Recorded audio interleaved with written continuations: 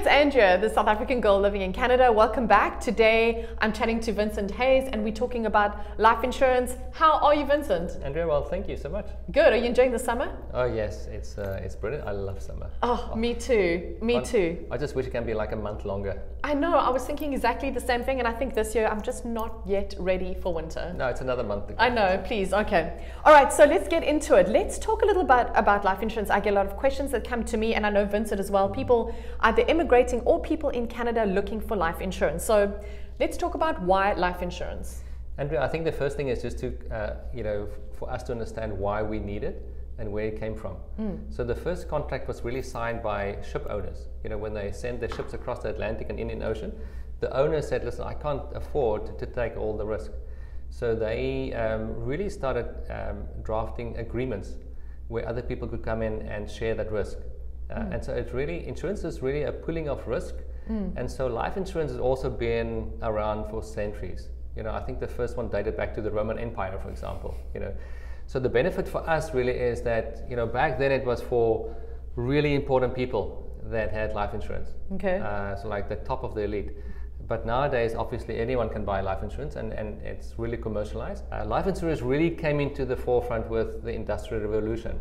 As more people went to the cities, they moved away from their own communities and really your community can look after you. So if we were like the Amish, for example, your family can look after you. Absolutely. If something happened. But now we all live in another country, we moved away from our families. And so we really need other people in the city and in this country to share a risk with them. So, I mean, that's just the basic concept of insurance, and in this case, life insurance. So if you have a contract with the same company where I'm at, we're sharing a risk between each other. Got it. What are the purposes of life insurance? Andrea, most people think about life insurance as this thing only in a family where I pass away and I've got money for my family. Now, that is probably the best one to make use of. It's probably the cheapest way to protect your family financially, because you really need to look at what is the present value of my earnings going forward, that if I pass away, how much is that present value of that? Yes. And because that's what Karen's going to need from now till retirement, for example. Okay, so that is the most common one and probably the most important one as a starting point. Yeah. Other ones really is, to buy life insurance on your kids' lives. So just in case if they become uninsurable in the future, so that your grandchildren might have some life insurance. A lot of people in some communities really focus on that. So it's not just about my own life, but I do want to look at the second and third generation going back. That's great. Forward. Okay, so that's another one. Yeah. Then in terms of if you're a business owner, there's a lot of benefits of buying life insurance for tax purposes. Oh, so sure. Tax reduction there. In case of capital gain taxes and so on. So there's a lot of products that we can use in Canada for tax saving for business owners. Another one really is estate planning. So if you pass away, your RRSPs in Canada, for example, gets paid out on your tax slip the day before you pass away. Of the last one to die in the family. Yes. So you can see at least 50% of your RRSP savings gone in terms of, it's not estate taxes, but it's just your final tax. So sometimes we would use life insurance for that purpose, to pay off the taxes in that case. I mean, there's other areas as well. You can have life insurance to gift away for philanthropy.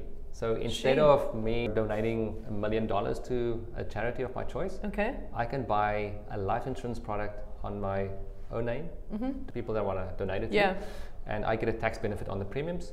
And so it's a great way just to donate money one day. I didn't know that. So there are actually a lot more purposes than I actually thought. So that's quite a few. Yeah, there's at least 7 different reasons why you can buy life insurance. I think the big question is, how much life insurance do I need?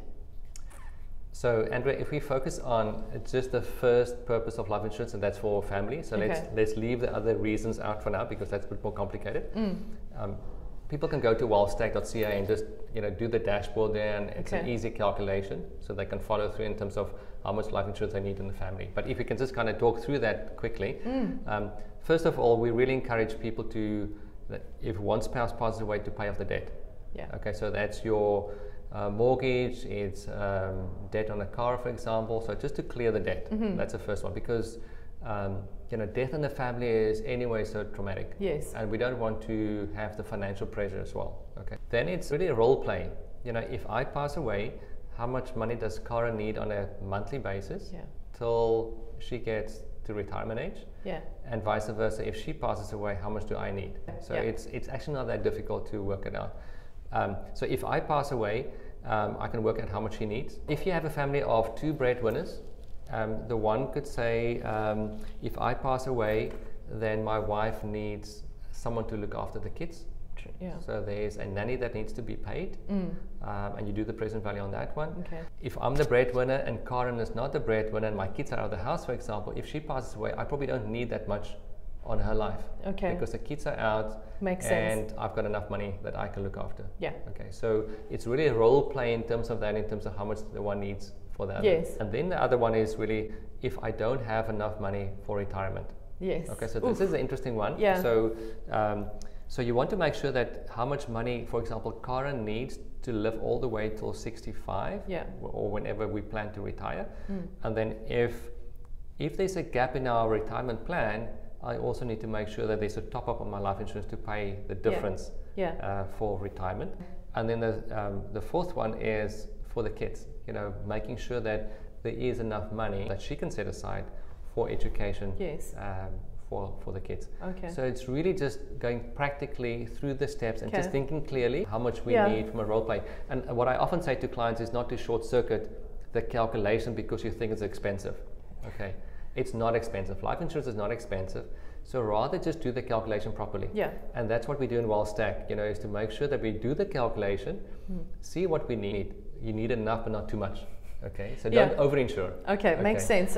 What I do love is, and I was going to mention it, but then you said it anyway, was that WealthStack can actually help you see what that top-up is. Probably more people need to top up than not, because there's a deficit. There's a lot of under-insurance in Canada, and I guess globally as well. You know, so I would say 10% of the people that I see just on our calculation have too much insurance and 90% too little. Okay, so go look at wealthstack.ca. That's really great. You can actually do your dashboard. We've done another video on it about WealthStack, and you can actually do this whole thing anonymously, put all your policy numbers and things, and it really calculates the whole thing for you. So I really recommend you do that. Let's talk about the different types of insurance. I know you get personal, group, and then I think it's called corporation-owned insurance. Let's talk about that.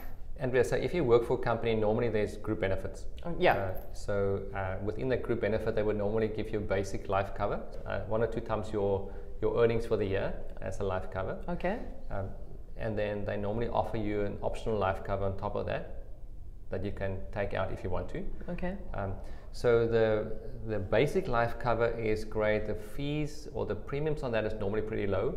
And if you belong to a group, you just kind of get it. There's no option. Obviously, that's not nearly enough, in terms of what you need, what we just discussed and so on. But anyway, you have it. Okay. But that's good to know, because people, I would think, if you're with the corporate, surely they're looking after you and it's enough. You need to actually do your homework. I mean, I would say that cover maybe 10% of what you need. Okay, there you go. All right. So then they also offer you optional life cover. Now the optional life cover is the premiums are age rated, so there are bands. Between, let's say, 40 and 45, you pay a certain premium for that life cover. Okay. If you go between 46 and 50, the premium goes up. So what happens is that premium goes up as you get older. Normally on the optional life cover, mostly it's not beneficial to do that. It's better than just to buy private insurance, because the private, for 2 reasons, the private you lock in the premium. So in Canada, it's level cost. So whatever you pay for the life insurance now, you're going to pay for the duration of the policy. It doesn't go up every year.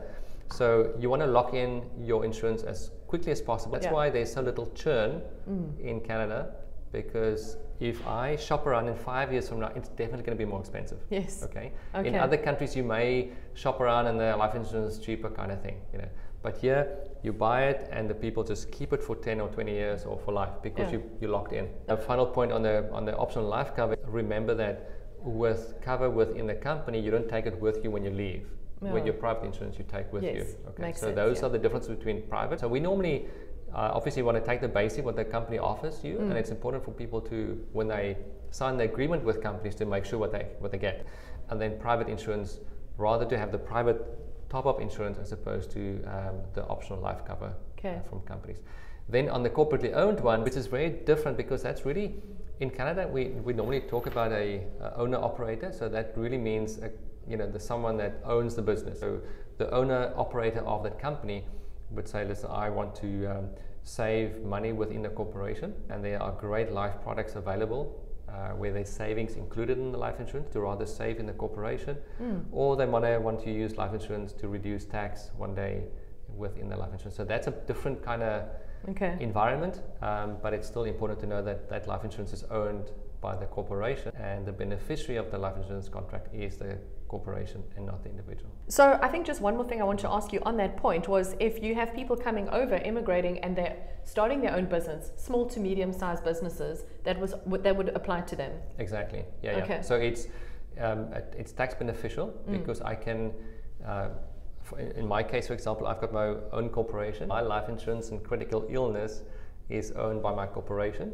Yeah. So I get a tax benefit because I pay the premiums with after tax money in the corporation, but not in my personal net of capacity. Yeah. Yes. So I pay the small corporation tax in the corporation, and then I pay the insurance premium, as opposed to pay the small corporation tax, pay myself a salary, pay the tax on my salary, and then pay the, what I'm saying. So you save whatever, 30 or 40% on that. So it's awesome. Better to own that. He's the guru on this stuff. So you need to speak to Vincent. I'll put all his details in the description so you can speak to Vincent directly as well. He doesn't mind picking up his phone and sending you an email. But this information is actually really important. That's great. Did you know that you can rent insurance or own insurance? Please tell the followers what this is all about.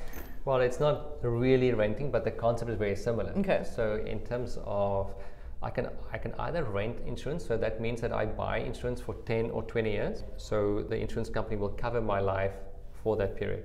We use the word own insurance if I buy a whole of life policy and I keep it for the remainder of my life. Because then you're definitely going to get a payout. That just depends on when. Whereas a term, they only pay out during that term, and it's obviously a lot cheaper. And then there's underwritten or simplified. Well, underwritten is when you decide to buy a policy and they underwrite you medically and financially. So it really just means that you go through the application process. If the insurance company picks up there's health problems, they will dig deeper. Okay. And it might mean that you either then get an exclusion on a certain condition or there's a rating. But normally it's cheaper to go the underwritten route, obviously, because they ask questions and they can see what level of risk you are. What is beneficial is they underwrite you once off.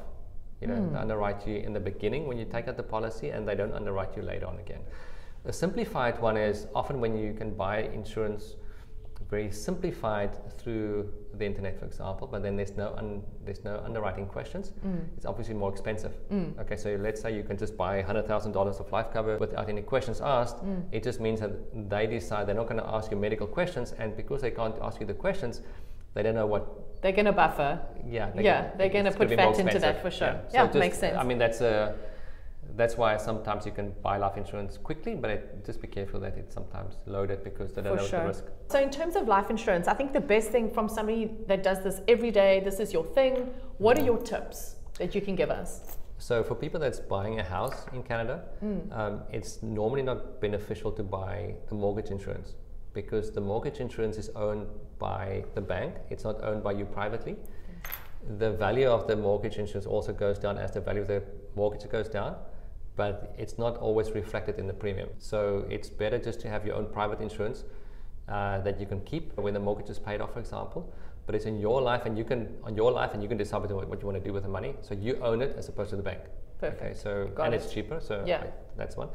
The other one that we did touch on is just to make sure about the optional life cover with group benefits, sometimes more expensive, especially after 5 years compared to the private. And we've done the present value on that. It's normally cheaper to buy it private right up front. Good. And the reason for that is because it's cheaper private because you lock in.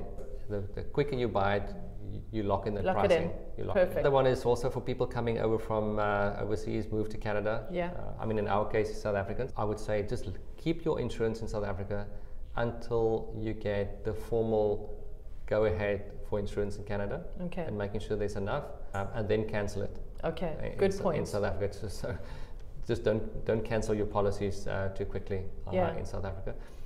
The other one, maybe just a caveat, is that 99% of the time, the size of life cover that you need here is a lot more than what you need in South Africa or another country, just because the pricing of properties here and the life cost, living cost here is a lot higher. So don't be scared of if it's like 5 times more than what you thought you had in South Africa or in that country, you know. So and don't be scared about the pricing, because you can, as we said, there are different ways to buy life insurance, and when you rent life insurance, you can do it a lot cheaper than own it. Yes. The other one is also just PER, if you have PER versus work permit. So the work permit guys do have a little bit of limitations around how much they can buy, but the insurance companies have increased that limit the last year or two through COVID. We do find most of the time we can help clients that are on work permit as opposed to permanent residence. Okay. All right. So thanks so much, Vincent. That was very, very, very good. I think our followers are going to love that. They're going to get a lot of information on that.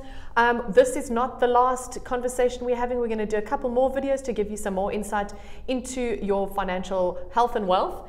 And thanks so much for being with me today. It was really great. And let's do another one. Fantastic. Thank you. Awesome. If you like what you saw, please give me a thumbs up. Subscribe to my channel so that you get these videos as they upload. Don't forget to hit the notification bell. Thank you so much for all of your support.